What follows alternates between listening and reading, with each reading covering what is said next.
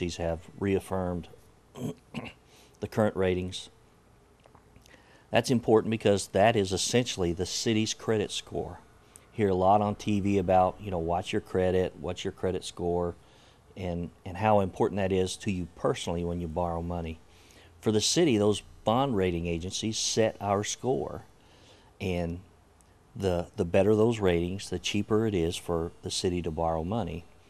And when you're borrowing, $5 or $10 million at a time, that little bit of difference in the interest rate can make tens of thousands of dollars worth of difference. So it's as important to a big organization as it is to an individual to have a good credit score. And that's essentially what bond ratings are. Well, they take an in-depth look at whatever information is available about the city. And so it's not as easy as a short-term view or a meeting where we discuss things.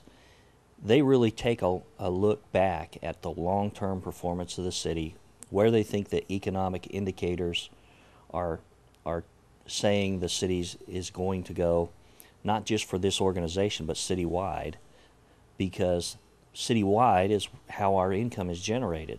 They want to see that we are a healthy, vibrant, growing city without lots of ups and downs in order to give a stable kind of a positive rating. So there is very much a long-term view of bond ratings, but then they'll also take into account shorter-term issues. For example, rate-setting policy. And a good example is council's goal to gradually reduce the property tax rate. They like to see that steady improvement in the things the city does. They like to see stable activity. They don't like to see big swings. They do like to see a long-term view.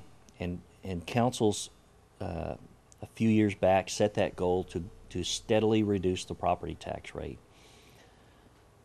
Because a long-term, slow and steady approach does not dramatically affect, usually, the services which can be provided to citizens, the rating agencies see that as positive because we're moving in a positive direction but not dramatically hurting an element of the citizenry. So they see that as positive.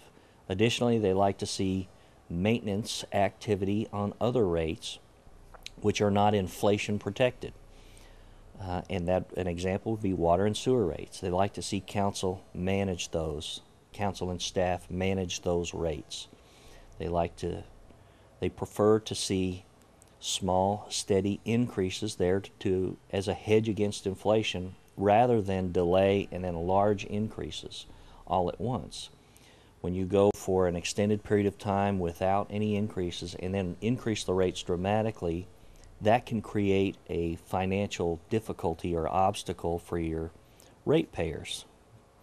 That's both citizens and businesses who do hiring. So you want a stable financial situation both on the tax side and on the services side, or the rates side for citizens and for businesses. And they like to see council active in that management.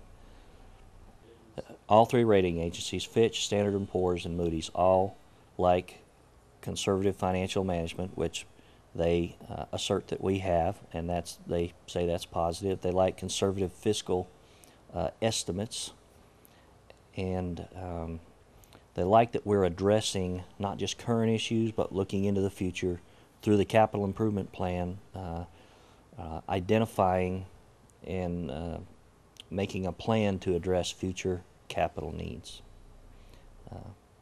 All positive comments. Well, we have been working on capital improvement plan process up until that time. We knew that the next step for for us was to begin planning for those longer term issues. We had a council that was receptive to those ideas that we're going to begin addressing now issues in order to prevent crises in the future. And so we've been talking about a process in order to do that. We had that main break, and we had a week or two there of crisis level activity. As soon as the city manager had a chance to get a decent night's sleep, he came back to staff and said, we need the capital improvement plan to move forward right now. That became the priority. We were fortunate that we had laid some groundwork, had an idea where we needed to go, and so at the next council meeting, I believe, we let them know what we had been working on and that we would be bringing a plan. And I believe it was the council meeting after that we brought them a plan to begin replacing old infrastructure and planning for future replacements additionally. Well, since that time, we have been working on that. We have been actually replacing pipe in the ground. And actually, this last main break was a new piece of pipe that broke. So, a couple of things. First of all, we are making progress on replacing pipe. Second of all, is the unpredictable nature of some of these breaks. Some of them are predictable, that we know that the ground shifts, and we know that pipes are old, and where those two things happen, that is a predictable kind of a situation. But this was a brand new piece of pipe. And so, our engineers do the best they can to prioritize those things and make those things happen. But, to a certain extent, there are unpredictable kinds of situations. And I think that's probably what this was. As far as making progress, we've had 2 or 3 years of progress on replacing pipe in the ground both for water and sewer. The specific projects we probably would want Will to go through with us. But that first year we did that CIP, we proposed and council approved a dedicated funding source for capital replacement and improvement for both water and sewer, and those revenues have been dedicated for those purposes, and the engineering team has been executing projects as they're able to develop and fund those projects. So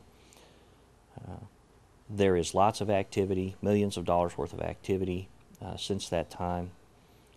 What we did around that 2006 time frame for funding water and sewer capital projects.